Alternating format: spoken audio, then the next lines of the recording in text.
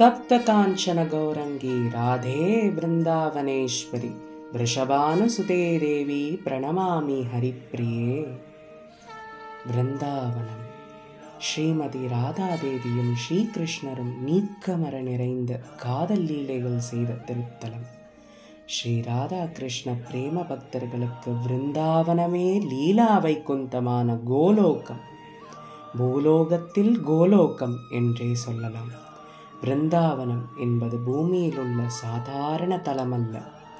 எப்படி ஸ்ரீரங்கம் என்பது பூலோக வைகுண்டமோ அதுபோலவே ஸ்ரீ விருந்தாவனம் என்பது இன்றளவும் கண்ணனும் ஸ்ரீராதாதேவியும் நித்தம் நித்தம் வாழ்ந்து லீலைகள் செய்யும் பூலோக கோலோகம் பல அதிசயங்கள் கொண்டது.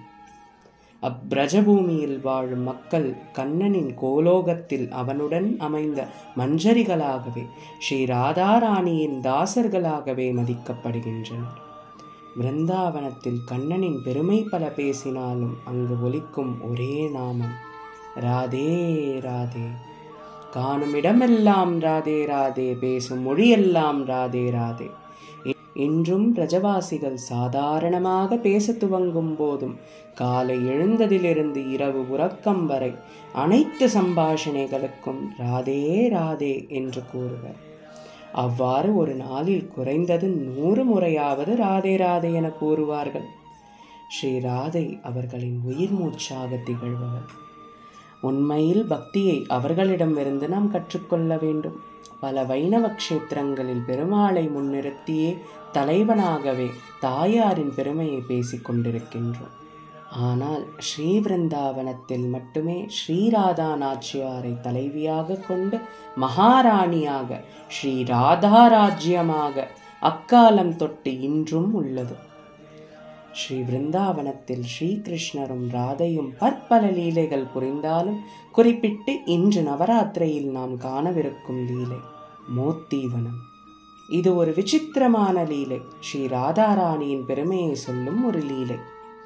கோவர்தன உத்தாரணம் செய்து ஆயர்களையும் பசுக்களையும் சம்ரட்சித்த பின் கண்ணனுக்காக கைமாறாக ஸ்ரீராதையின் தந்தை ரிஷபானு மகாராஜர் விலை உயர்ந்த முத்துக்களை நந்த யசோதைக்கு பரிசளித்தார். கண்ணன் முத்துமாலையை பார்த்தான். யசோதையிடம் இது என்ன அம்மா என கேட்டான். சமுத்திரத்தின் உயர்ந்த வஸ்துவான முத்துக்கள், இதை ராதையின் தந்தை ரிஷபானு பரிசாக அளித்தார் என்று கூறினான். சமுத்திரத்திலிருந்து வந்தது என்றவுடன் தன் உடையவள் ஷீராப்தி சமுத்திர கன்னிகையான ஸ்ரீ மகாலட்சுமியை நினைவு வந்துவிட முத்துக்களை கண்ணன் யசோதையிடம் இருந்து பெற்றுக்கொண்டான். ஒரு குளக்கரையின் அருகே அமர்ந்து கொண்டு திருமகளான தன் காதலி ஸ்ரீமதி ராதாதேவியை குறித்து சிந்தித்துக் கொண்டிருந்தான். உடனே ஒரு யோசனை. அவளுக்கு ஒரு முத்து ஆரம் செய்து தர நினைத்தான். எனவே தன்னிடம் இருந்த சில முத்துக்களை நிலத்தில் விதைத்து அருகில் இருந்த பசுக்களிடம் இருந்து பாலை கறந்து அவைதான் கற்றுக்கறவை கணங்கள் பல கறந்து வாங்கக்குட நிறைக்கும் வள்ளல் பெரும் பசுக்களாயிற்றே. அப்பாலினை நிலத்தில் வார்த்தான். பால் சேரன வயலை ஆக்கினான். முத்துக்களை விதைத்தான்.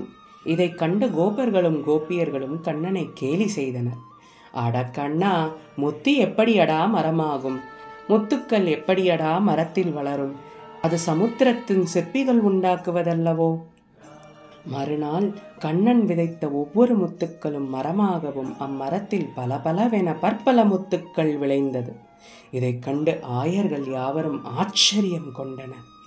கண்ணன் விதைத்தான், அவை வளர்ந்தது என்று யாவும் கண்ணனின் பிரபாவமாக வெளிப்புறத்தில் தெரிந்தாலும் கண்ணன் யாரை நினைத்து விதைத்தான்?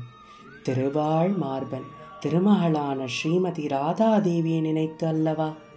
எஸ்யாம் எஸ்யாம் திஷி விஹரத்தே.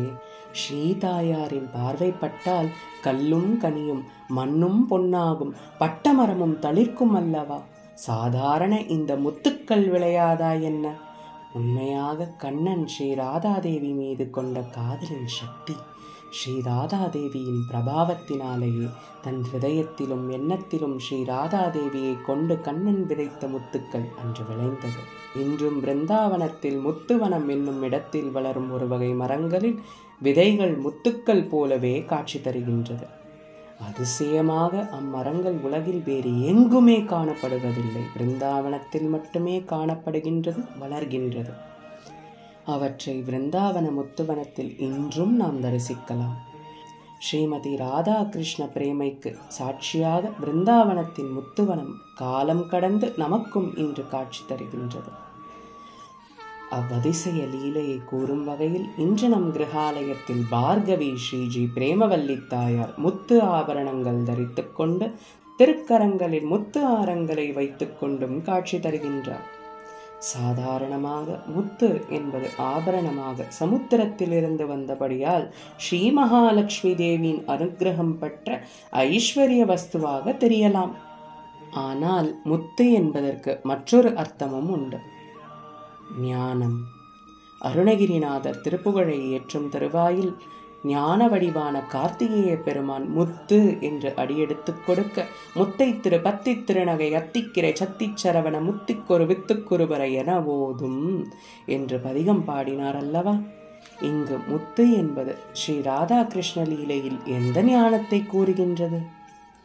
இறைவன் மீது நாம் வைக்கும் சுயநலமற்ற அன்பு என்னும் பக்தி, காதல், முழுமையான சமர்ப்பணம். மாமேகம் சரணம் பிரஜ என்பதால் எதுவும் சாத்தியம்.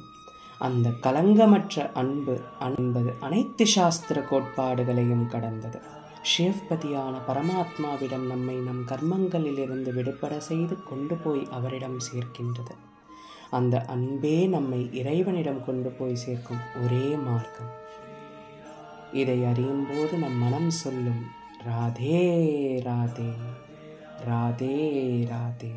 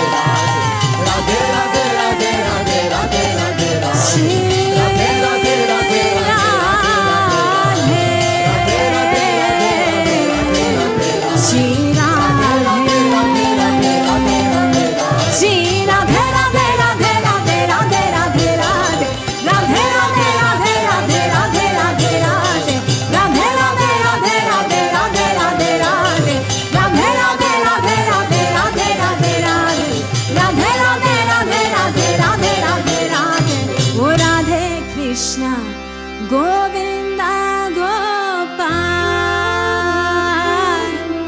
भज मन शिव।